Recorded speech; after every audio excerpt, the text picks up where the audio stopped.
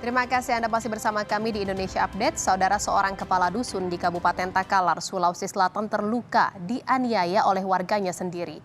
Korban menderita sabetan senjata tajam di sekujur tubuh, bahkan jari korban terputus.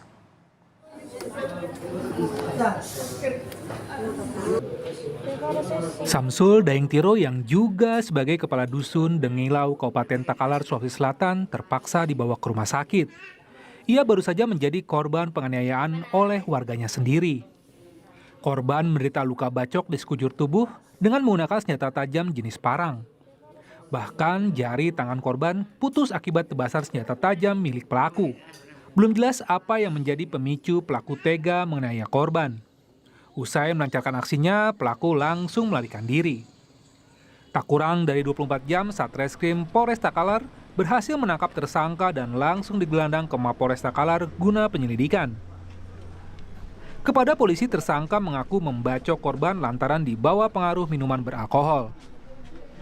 Korban sedang berboncengan bersama istri dan anaknya setelah pulang dari pesta, kemudian dicegat oleh pelaku dan pelaku langsung melakukan penganiayaan, langsung memarahi korban sehingga korban terjatuh bersama anak dan istrinya.